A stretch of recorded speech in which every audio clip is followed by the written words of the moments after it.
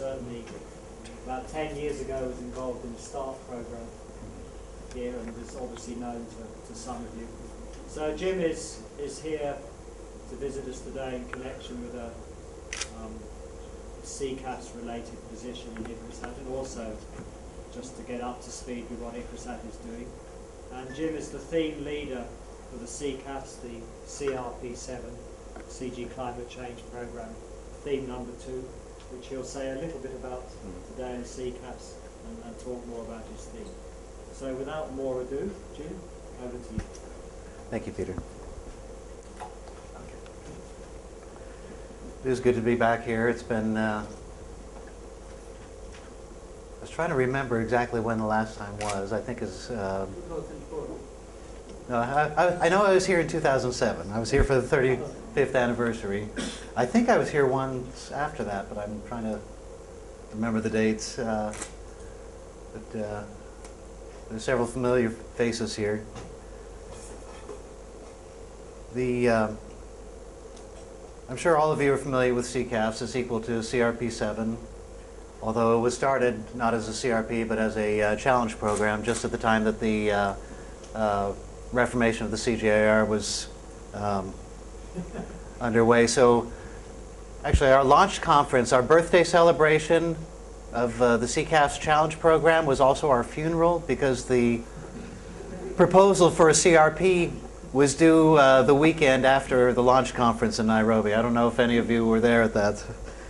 There was a lot of uncertainty. One of my colleagues, Philip Thornton, said that he was absolutely certain that that will be the shortest job that he's ever had in his life. And he still has a job, as all of us do. Things have gone, it's been a little bit challenging. There have been some bumps in the road, but things have gone better than any of us imagined that they could have at that point.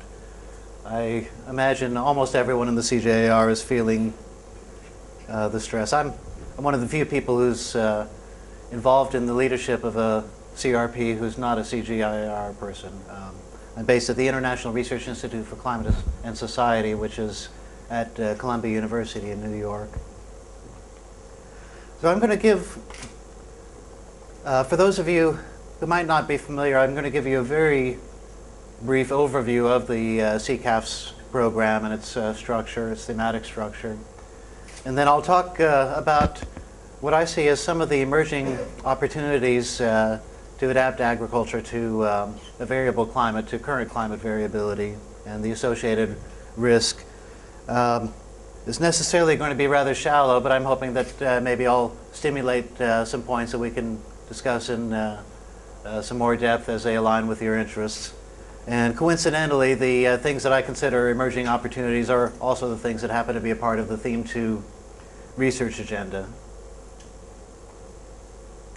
So the objectives of the CCAFS CRP are to develop and identify and develop pro-poor adaptation and mitigation practices, technologies, and policies for agriculture and food systems, and to support the inclusion of agricultural issues in climate change policies and of climate issues and agricultural policies at all levels. So the second one really has to do with building bridges between agriculture and the climate change agenda. The CCAFS program is organized around 4 themes. There were 6 themes in the challenge program. 3 of them were folded together into what's now Theme 4, Integration for Decision Making, which addresses some of the methodological and communication and policy issues that are necessary to deal with adaptation and mitigation, the first 3 themes. And as you see, there are 2 adaptation themes, one dealing with time horizon of 2 to 3 decades, progressive climate change, and the other that's dealing with current risk, dealing with what's happening in the current growing season in terms of the time scale of climate variations and the time scale of decision making. All of these looking at future agricultural and food systems that are going to be adapted to change in climate in the context of many other drivers of change. With the goal that environmental health, rural livelihoods, and food security can all be improved despite all these drastic change, drivers of change, but also recognizing that we want synergies, we'll probably encounter trade-offs, and in order to make good decisions, priority decisions and investments, we need to understand the synergies and trade-offs in those goals with respect to adaptation and mitigation interventions. First theme, led by Andy Jarvis at CIAT, Adaptation to Progressive Climate Change, has the objectives of developing adapted farming systems through integrated technologies, practices, and policies. Objective 2 focuses on breeding strategies to address abiotic and biotic stresses induced by future climates. And Objective 3, it was, when it was formed, focused on diversification. He felt that it was too narrow and that there was a neglected area of integrating technology into policy and institutional frameworks. And so he changed the focus a little bit this year. Integrate adaptation strategies into policy and institutional frameworks. I lead theme 2, adaptation through managing climate risk. I'll go into a little bit more in a diagram on what this looks like, but the first 2 objectives have to do with climate risk management at different scales of decision making, building resilient rural livelihoods, decision making at the level of farms, rural communities, local rural economies. Objective 2, managing climate risk at the level of food systems, which can include food delivery, trade, food crisis response, several other things. Typically at a more aggregate scale of decision making. And then the third objective is enhancing climate information and climate services to support risk management decisions at the other 2 levels. Theme 3, led by Lenny Wallenberg at the University of Vermont, pro-poor climate change mitigation. So looking at greenhouse gas mitigation, but from the standpoint of its impact on farmer livelihoods. So its objectives are identify low carbon agricultural development pathways, identify and evaluate them, develop incentives and institutional arrangements to foster these low carbon agricultural development pathways. And then the third objective, develop on-farm technological options for mitigation and research the landscape implications of those on-farm technological options. Theme 4 integrates 3 themes, and so there are actually 3 leaders for the sub-themes. Patty Christensen at ICRAF leads the first objective on linking knowledge with action. Philip Thornton deals with data and tools for analysis and planning, and Jerry Nelson at IFPRI is working on refining frameworks, including analytical frameworks to support policy analysis. We work primarily, well, a legacy of being a challenge program. We recognize that we could not work everywhere as a challenge program. We had to focus our energies a little bit. And through kind of a painful process that had an objective component but also had a lot of controversy, we picked East and West Africa and the Indo-Gangetic Plains. Those regions were carried over into the CRP, but we also recognized that we needed to expand into the mandate regions of additional centers, but we still couldn't work everywhere all at once. So we made the decision that we're going to be adding Southeast Asia and Latin America, but we haven't specified where yet, as our additional focus regions. And we're also expanding from the Indo-Gangetic Plains more broadly into South Asia. And again, we haven't exactly defined what that means in terms of geography.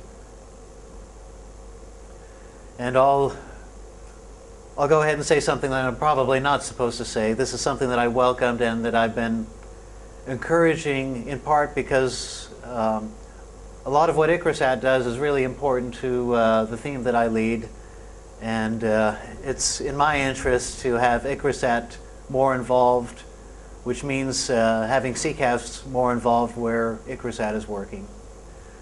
We have a network of benchmark locations where we're trying to establish participatory action research across themes, across interventions, and doing all we can to encourage CG centers that are working on relevant issues within those regions to co-locate work as much as possible and participate together in evaluating technology management options at the same research sites.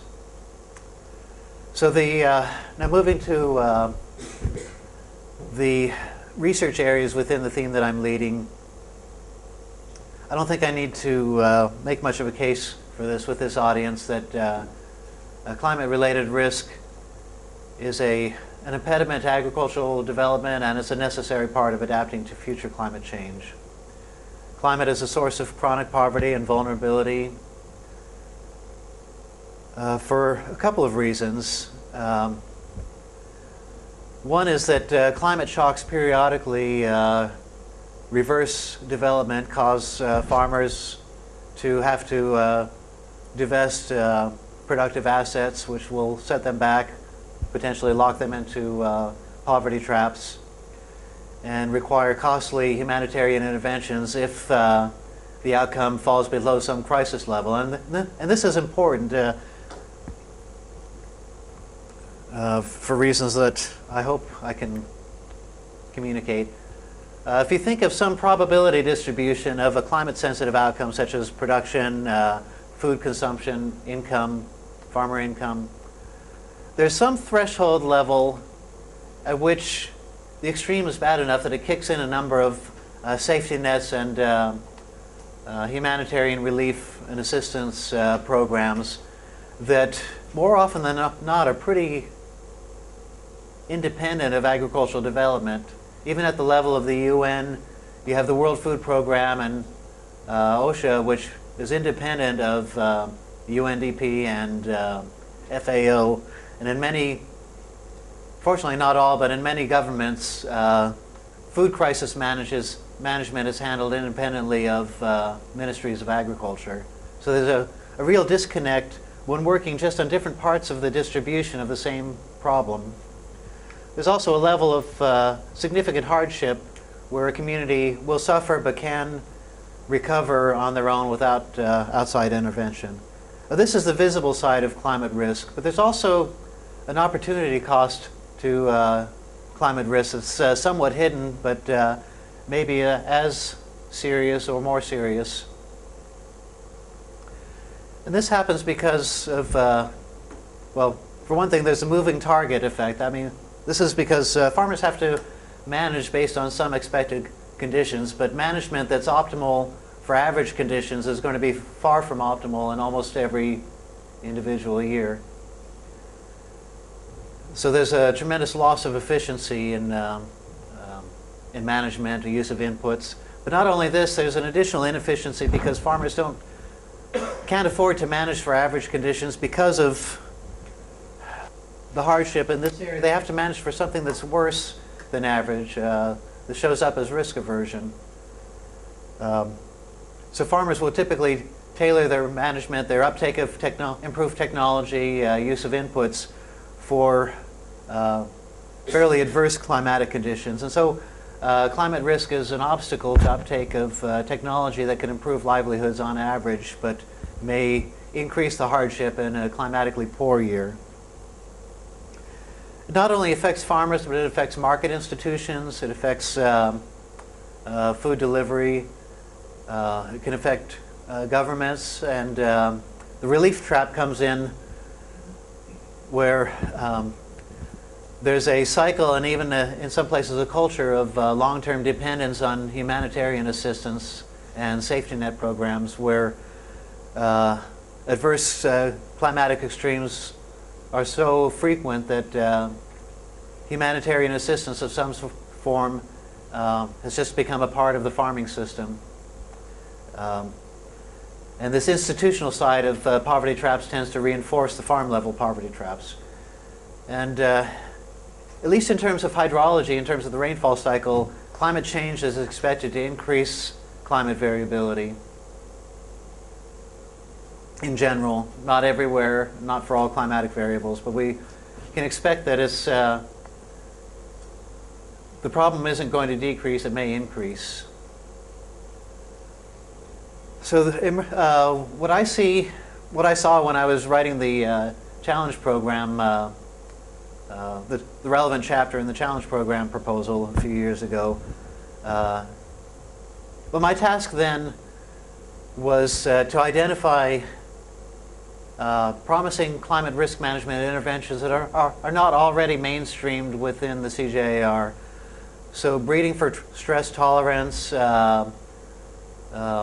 improved water management, field scale production technologies tended to not be the focus because they were already very much embedded within the CCAFS. And as we were looking at where particular activities would fall amongst CRPs, the assumption was that there are other CRPs that would continue to support some of these genetic and field scale agronomic and natural resource management technologies.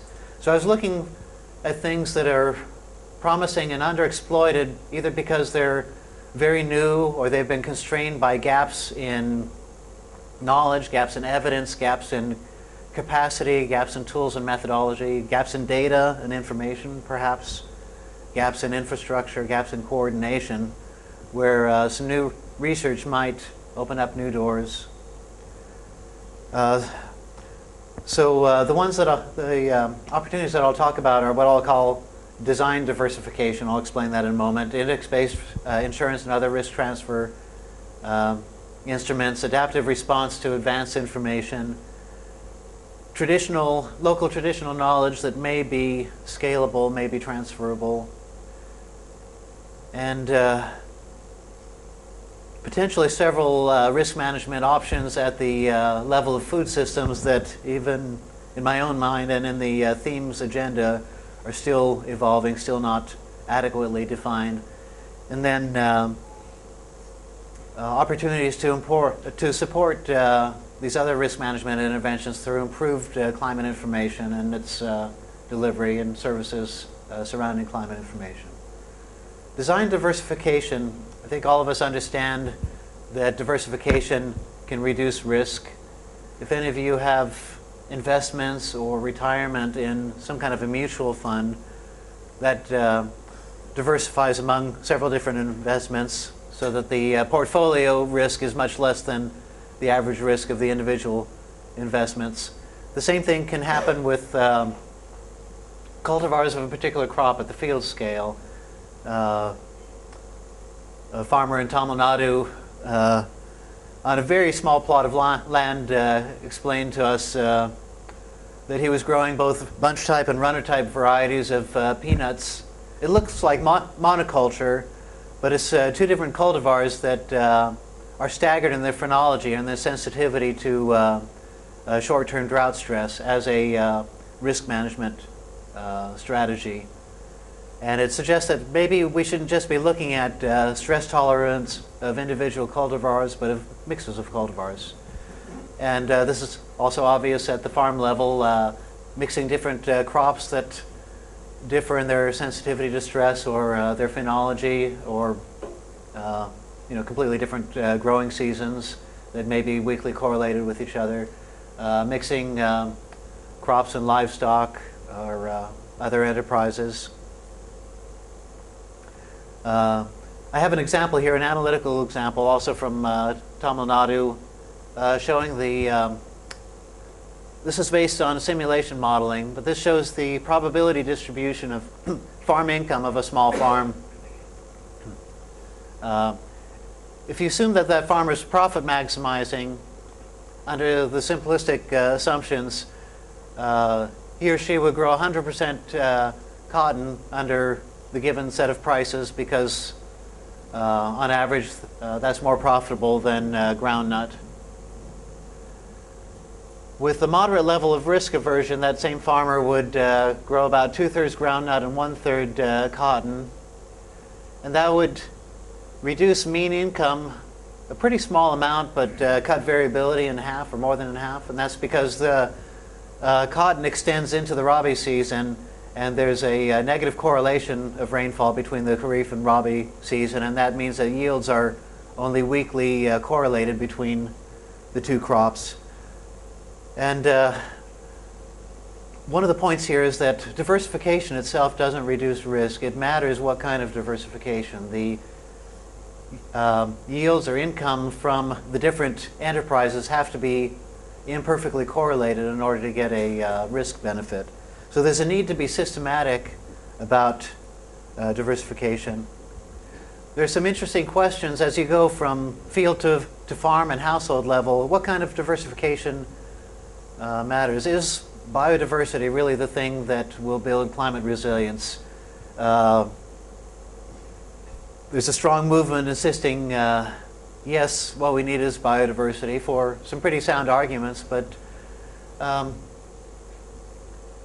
could there be cases where a farmer may be better off specializing in the most profitable enterprise, a high-value crop, and then reinvest the financial surplus in maybe a non-farm source of livelihood, where the household livelihood may become much more diversified with a less diversified biological system? There are some interesting questions there as you go to higher scales that I don't think we know the answer. Maybe some of you know the answer. I don't know the answer. So several of the CG centers are collaborating on a systematic review of the literature, seeing what is known. But one of the things that we want to do in our benchmark sites and maybe other locations is bring in an analytical approach using household bioeconomic modeling. And unfortunately, the tools are yet to be developed to do that. Philip Thorne, his theme is taking the lead on developing some of these tools. In a couple of weeks, we're going to have an initial workshop looking at some of the tools and the requirements. So I'm excited about bringing in some tools to look ex ante at what sort of diversification makes sense, how good are current livelihood portfolios of rural households at buffering risk and building resilience. What are the long-term implications of that? And if we monkey with the system, if we can change the proportions of enterprises, or if there's a viable new crop or a new technology that can be developed that can affect the risk profile of one part of the system, what would the effect be on the riskiness at the level of household livelihoods? And as we go from ex-ante evaluation, well, one of the benefits of this bioeconomic modeling is it allows you to look at a lot more years of weather and prices than what you can do empirically in the field. And you can also project out and look at what would happen with the future climate. And hopefully, if these tools are tested adequately, and if we have the data, maybe we can go beyond evaluation towards design. And that's where the design diversification term comes from. And it would also give us an ability to look at some of these other interventions that I mentioned, and new germplasm, some of the agronomic technologies, some of the other livelihoods that some of the centers are developing, to evaluate them at the level of the whole household portfolio, livelihood portfolio, and evaluate it in terms of risk and resilience. Index-based insurance, that's become the latest panacea that's going to cure all the risk management problems. I felt out of place at a couple of conferences around economists. When they hear risk management, that equals insurance. Agronomy, livelihood diversification, safety nets, plant breeding, they have no place because risk management equals insurance. There probably is a lot that could be exploited here, but I'm inclined to believe that it has a place as one part of a more comprehensive approach. to managing risk. In the past, it seemed to be inviable, except in cases like in India, where there's pretty heavy government subsidy of insurance for smallholder farmers to be insured. And that's because it's just very costly. The contracts are small, but the cost is still large of verifying the loss. The farmer has an incentive to buy insurance only if they recognize that they have more risk than the average farmer. Those who think that they have less risk would be less likely to buy. That's known as adverse selection. And then the farmer also has the incentive to over-report losses, while the insurance company has the incentive to under-report losses. That's known as moral hazard. Basing insurance on an index that's correlated with losses instead of the losses themselves offers some exciting opportunities to reduce those problems and therefore greatly reduce the transaction costs of insuring smallholder farmers. But there's a dark side. It introduces basis risk. The fact that you're not insuring the actual loss means that farmers who are paying premiums will not get paid sometimes when they incur real losses, and farmers that don't need the payout will get the payout. And I don't think we know how serious that is in terms of the economics or in terms of the incentives to buy. As I mentioned, there's a lot of excitement, but I'm also finding in some circles strong pessimism, and both of those seem to be more of a religious faith than anything based on evidence. It's the latest buzzword, the latest silver bullet in development circles. And so the excitement or the pessimism is outpacing the evidence and the knowledge base. So there's an opportunity for research to bring in some of the evidence about where it works, what sort of insurance intervention, in what context will work, and what needs to be in place for it to work. I think in part because of people that I interact with, particularly an economist at my institute who's taking the lead on this, that there are particular niches where it will work for smallholder farmers. And there may also be cases where it wouldn't be the farmer who ought to be insured, but it may be the lender, it may be development projects, it may be a country's disaster relief program to provide pre-financing for safety nets for food insecurity, food crises. So a lot of exciting questions that I think are wide open to research, but still have yet to be well defined. We held a workshop, there's a picture of it at IFPRI several months ago, bringing major research groups globally who are working on this together to do some brainstorming about what are the questions. And I don't know if we got them right, but we do have some ideas to start looking at. IFPRI just released a report summarizing that.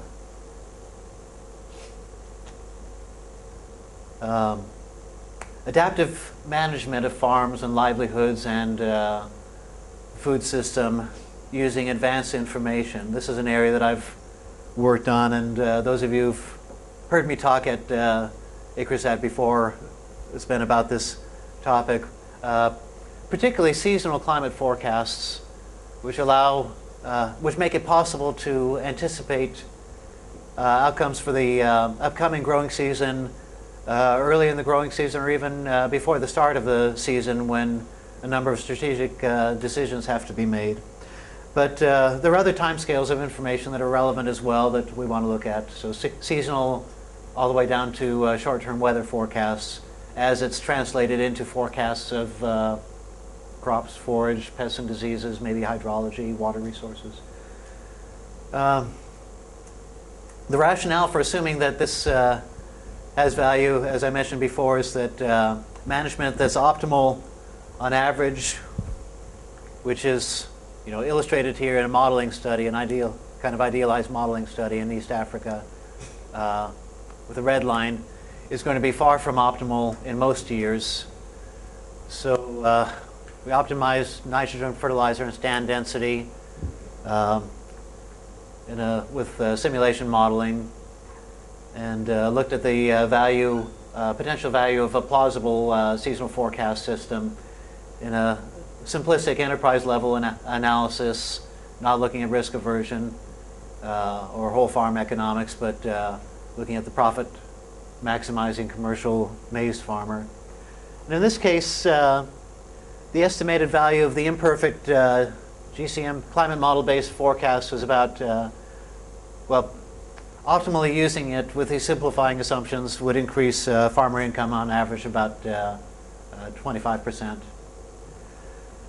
A lot of things would have to happen in order to realize that value, and a lot of those have to do with communication and packaging. There's a huge gap between what we understand from many contexts that farmers need in order to be able to act on information and what's routinely available, for example, through regional climate outlook forums, and what's common practice by most meteorological services, to some degree promoted by my own institution. There are a number of things that I think are feasible, or at least seem feasible, to bridge that gap in terms of improving the design of forecast, downscaling, providing training to farmers and other decision makers, but also trainers to intermediaries, agricultural extension, to equip them to train farmers, packaging the information into management advisories, investing in delivery mechanisms to make this information more accessible to more smallholder farmers in a timely manner. And at an institutional level, in order to make these things happen in a way that can be upscaled, we have to address gaps in evidence, being able to show what the potential value of particular ways of packaging information are in order to prompt investment in better climate services, capacity building on both the sides of, well, on the side of the users and on the side of information providers. And incidentally, this is an area where I see a lot of opportunity for ICRISAT to take leadership. They have taken leadership. We're having discussions today about how to make this happen in a way that's coordinated across the CCAFS program, which involves all 15 CGIAR centers, but a lot of outside institutions, including a new climate services partnership, the new UN formal policy framework, the global framework for climate services that's going to be increasing investment in this general area across sectors. There's an urgent need, and I think a wide open opportunity to kind of lead this area from the demand side. There's so much that's happening that's pushed by the climate community, that's pushed from the supply side, but we really need to give a voice to farmers, to agricultural research, to agricultural extension, to make sure these investments are well tailored to our needs and the needs of the decision makers that we represent. But there's also opportunities to add value to the information that's provided and to address gaps in evidence. And I think these are things that the CGIAR and its research partners are well positioned to do. And we're trying to build those things into the CCAFS research agenda, with hope that ICRISAT is going to be playing a significant role. Building on traditional knowledge. This is one of those things that everyone knows you have to do, but I have no idea what it's going to look like. The traditional knowledge is going to be pretty context specific, although there's a huge amount of information out there, I think, that needs to be synthesized. So in our participatory action research, where we're going to be testing some of these other interventions, we are going to try to understand what the rural communities are already doing in response to climate risk on the side of indigenous technology, but also risk sharing, social structures, community structures in order to share risk and provide safety nets to each other. Looking for things that might be, well, bridging their local knowledge so that the interventions that we bring in can be tailored and fit within their system, but also going the other way to see if they may have some things that can be generalized, that can be upscaled, that can be transferred. what the regional program leader for South Asia is calling climate smart villages, are benchmark research locations where we're going to be testing a number of these interventions with participating communities. I think will provide a great laboratory for co-learning, learning with the communities, learning from the communities, what they're doing,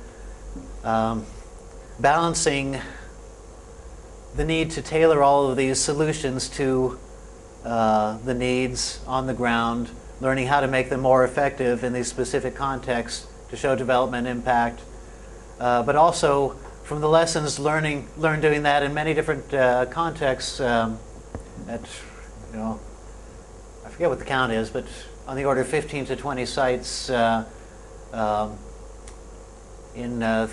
2 continents, 3 regions right now. Maybe developing some global public goods where we have more to offer in terms of the packages around these interventions based on robust evidence and guidance for how to tailor them, how to target them in a range of contexts. Food system level interventions, as I mentioned, I'm still struggling to clarify where the CJAR should position itself, except for a little bit of work that IFPRI does.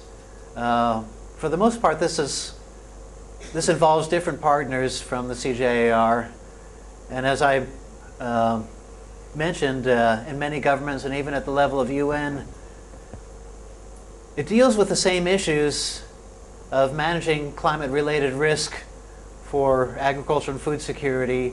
It involves responses to climate fluctuations in food production, but typically involves a whole different set of institutional actors and policy decisions. So at a minimum, I think there's a need and an opportunity to improve coordination, but since we're investing in better information, including information that can feed into food security early warning, it begs the question of whether there might be opportunities with better information to provide some information, guidance, policy analysis, evidence that would enable willing and innovative policymakers to take the risk to intervene earlier, to shift their current food security intervention calendars, manage trade better at a longer lead time, procurement, prepositioning of food stocks,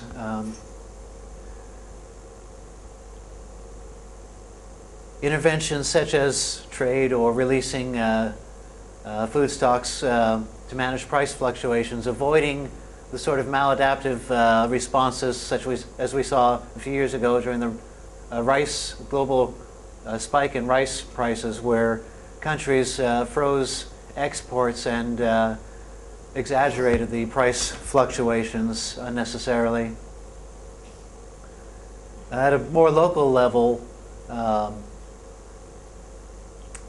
Pramod, as he's talking to stakeholders in South Asia, they're suggesting storage banks for grain, fodder, seed as a promising risk management interventions. I haven't seen a lot in the literature, but I want to learn and see if there are opportunities there. I gave this presentation yesterday at an APARI meeting in Bangkok, and I put the question marks there because I don't really know whether these things are in fact promising, and I was looking for feedback. And unfortunately, the time schedule didn't allow the sort of interaction where I could probe a little bit from their experiences about what's working in their countries, what's being tried successfully or unsuccessfully. Food security safety nets is another area. As I mentioned, there's an opportunity, I think, for better coordination between agricultural development and contingency planning by ministries of agriculture and input suppliers, and food security and humanitarian safety nets and food crisis response, so that the two are not undermining each other. But coordination necessarily involves partnership, and we're already identifying a lot of interest in partnership collaboration on several of these areas on the part of World Food Program, FuseNet, some of the humanitarian NGOs that are involved in food security response, particularly World Vision. So I think the partnerships are there if we can identify the research agenda where the CGIAR can really add value here. And then the area that's kind of close to my heart, because I've been working on it for the last 12 years, well, I guess you can add 4 years to that, 16 years. And it's the focus of the institute where I'm based, improving climate information. One of the low-hanging fruits there is addressing this constant problem of being able to get a hold of weather data. A lot of the things that we want to do, more and more of the things that we want to do for climate change adaptation at the longer time horizon or with respect to variability are they're information and data intensive. And if you can't get historic observations or real-time observations, you're stuck. You can't do those things unless you're in close proximity to a weather station that has good long-term records. And particularly in Africa, but in many developing countries, observations are not only sparse, but they're declining. And data policy makes the data that are available, I mean, that do exist, unavailable, often to the most vulnerable within the countries that are supposedly being served by meteorological services. And there's a whole history of perverse incentives that are forcing meteorological services to treat their observations as a source of revenue instead of as a public good. But there's something that we can do on the technical side to overcome this, and I've been thinking about this in the Africa context. I haven't started having these discussions in South Asia yet. But I was quite excited to learn a few years ago, in the context of a Google-funded project, that it is technically feasible to recreate a 30-year rainfall climatology across all of Africa with no gaps in space or time on a 5 to 10 kilometer grid, depending on where you are in the continent, relative to the Meteosat geostationary satellite. And if you can work with the Met Service to combine their full set of quality controlled observations with the satellite proxy data, you can probably get a pretty good quality product, and you can test it and know what the uncertainty is. That project, under my protest, was following the old, what I think is an archaic convention of processing rainfall on a 10 daily time step. And it became immediately obvious to me that there's a wide open opportunity to recreate daily time series data that are so important to modeling the soil-water balance and agronomic response. And so CCAFS is investing in this, proof of concept studies in Ethiopia and through Agromet in West Africa that look extremely promising and look like it's going to happen pretty quickly. Developing the methodology to do the data sets, if we can just get the countries to release data sets that blend their full set of observations with the proxy data. And I'm also now giving an award to Princeton to replicate this for other variables, so we can have the full set of meteorological variables that are important for agricultural modeling reconstructed without any gaps in space and time. And that opens up a lot of opportunities if we can just get countries to allow us and their own institutions and their own people to access even the derived data if they won't release the raw data that go into it. And one of the things that I think the CGIAR and its partners is in a position to contribute to is translating raw climate information into information that's more relevant to decision making. And the starting point will be improving crop yield, crop production forecasts, extending it to range conditions, pests and diseases, where it makes sense to do so. I think similar approaches can be applied to improving hydrological forecasts, where I think there's some low-hanging fruit that can make at least some marginal improvements in lead time, accuracy, spatial resolution, transparency in terms of quantifying what the uncertainty is, in those forecasts. And this diagram illustrates why I consider this important. In the interest of time, I won't show how this can be derived, but think of this as some measure of the distribution, a probability distribution around a crop yield forecast, for example. Ignore what the spatial scale is for now. You can say it's for example, a mean squared error of prediction or something, a standard goodness of fit statistic. Up until a seasonal forecast becomes available, this is kind of a baseline risk based on long-term climatology. When the seasonal forecast becomes available, then you have an incremental reduction of uncertainty even before planting. At planting, you start to reduce uncertainty, and there's a big jump for determinate crops around anthesis as more of the weather data is measured with some degree of certainty instead of sampled from the climatological distribution with significant uncertainty. So there's kind of a characteristic curve of how uncertainty changes through the growing season until time of harvest. Now, to be more complete, you'd have to add model error on top of that.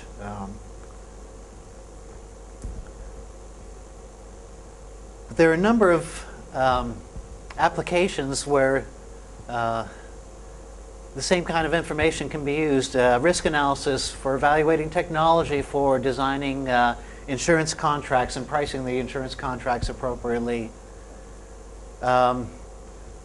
Near the end of the growing season, where food security, early warning, and planning for possible food crisis response starts happening. And I understand in some cases those planning strategic imports and trade are looking at the same sort of information, the kind of information that FEWS, NET, Agromet, and West Africa provide late in the growing season, with a desire to try to increase the lead time if possible. Well, at least the potential to improve decision making if lead time can be increased. For input suppliers planning their inputs, and for farmers and their advisors to plan the purchase and use of production inputs before they're locked into them at the time of planting. So that short period before planting, there are a lot of decisions made that would benefit from any information that's available about likely distribution of yields. For insurance, they want to know what the baseline risk is. They don't want anyone to know about the seasonal forecast because that messes things up, but I think there's some opportunities to make that an asset instead of a problem. And then at the end of the season, the best estimate of what the actual losses might have been to determine whether there should be a payout. So all of these interventions and many others really need the same information. They need to know the best estimate of what the effect of climate is on production outcome or other outcomes. They need it at different lead times or different spatial scales.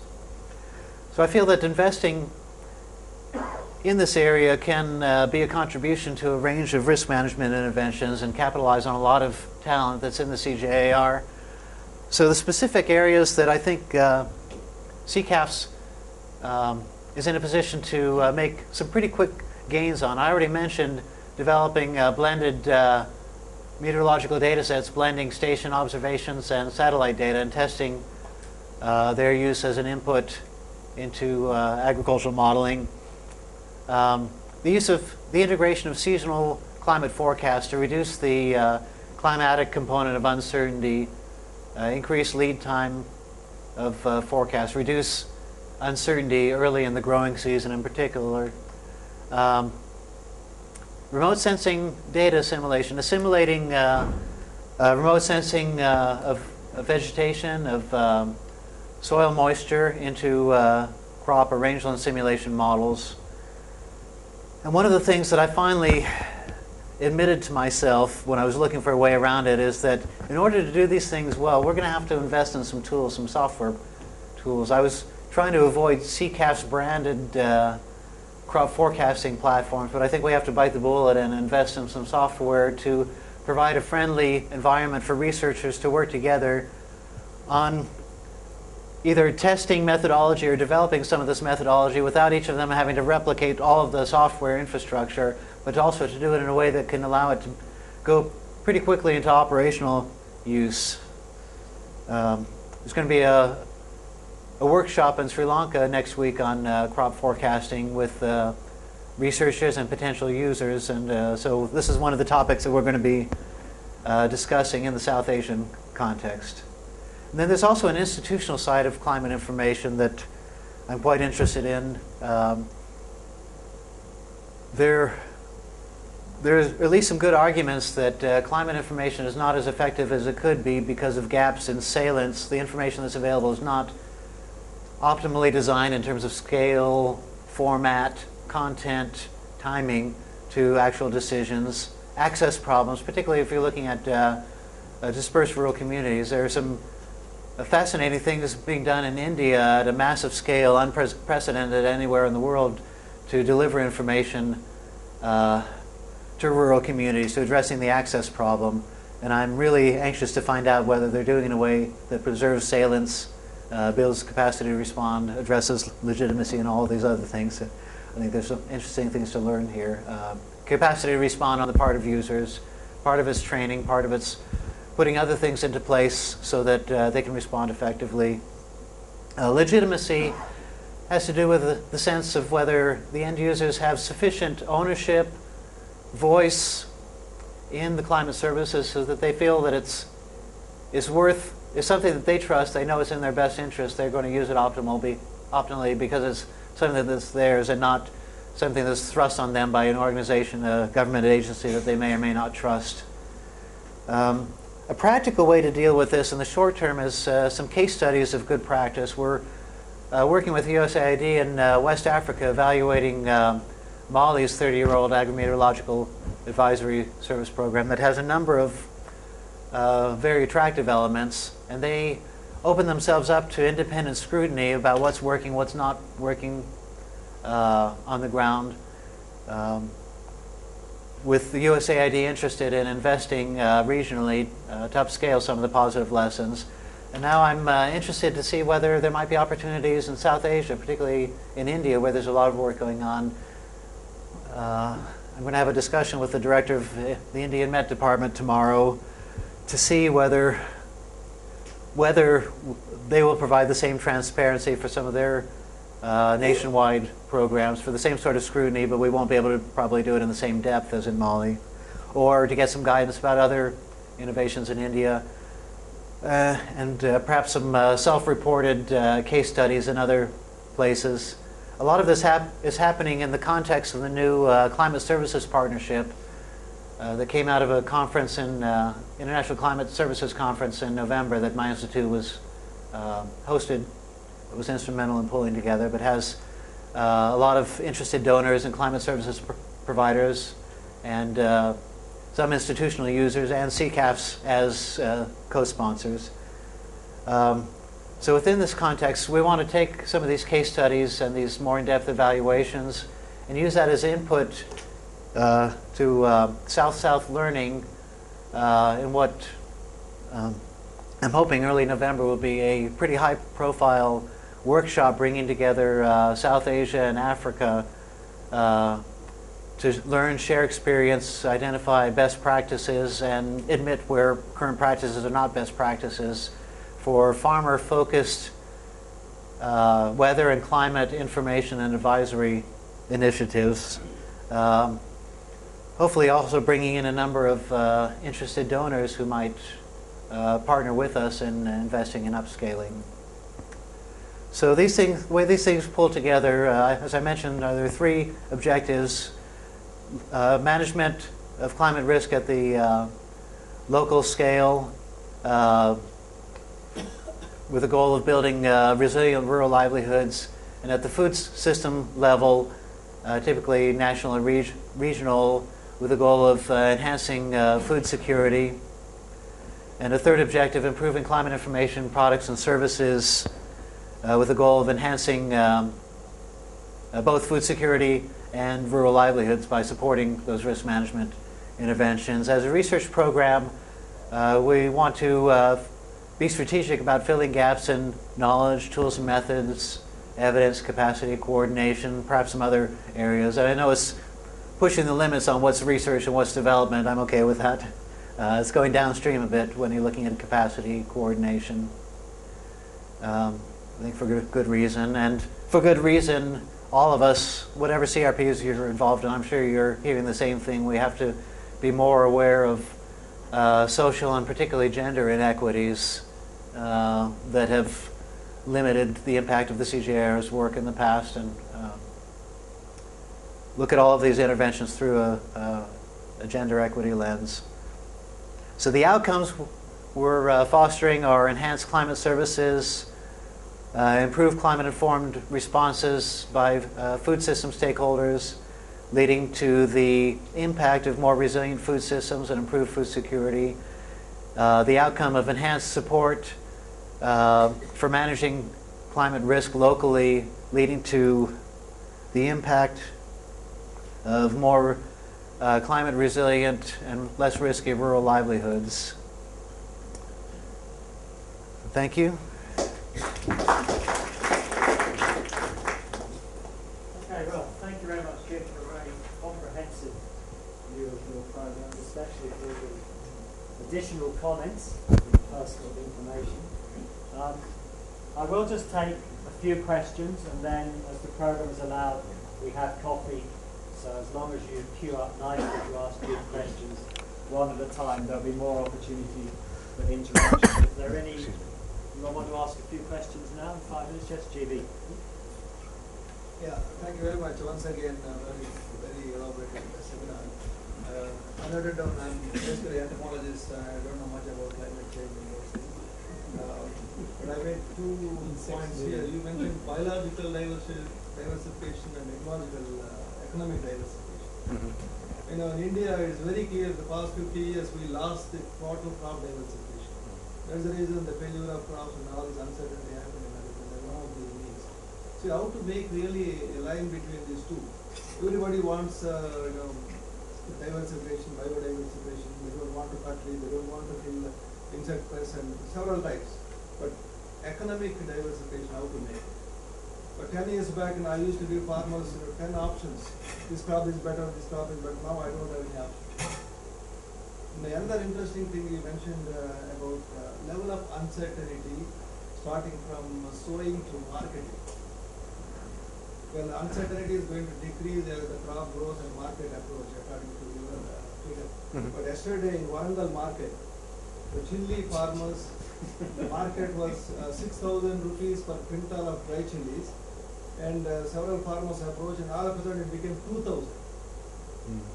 So I feel that risk is still spreading, not only at the time of crop cultivation, but marketing side also in developing countries, the risk is too much. Because there is no assured market or standard market or controlled market existing in this. So, you want to take that as a comment, or you want to answer it? Yeah, my diagram was about yields. Markets are a lot more complicated, but in places where local yields may affect local prices, we should really find a way to look at that link and see if there's any way of forecasting market impacts of climate impacts on crop yields, crop production.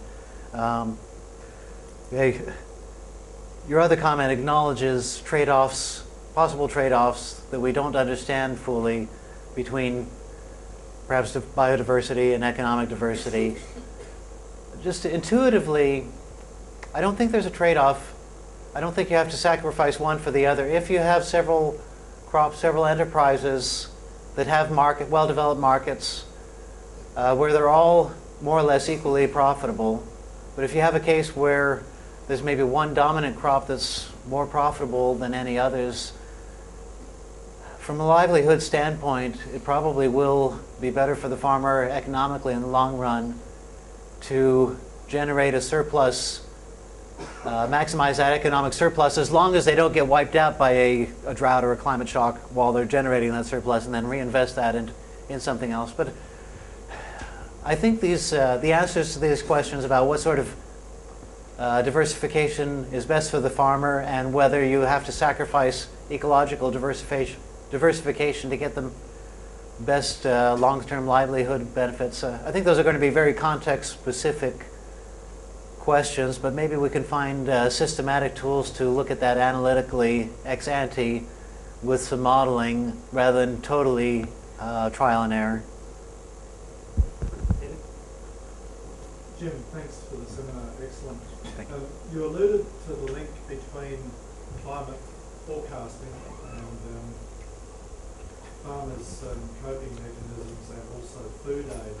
Is the program undertaking specific studies to look at the costs and benefits of, let's say, preventive measures, i.e. building in more resilience, versus bringing in food aid, which is a crisis? Is that part of the agenda?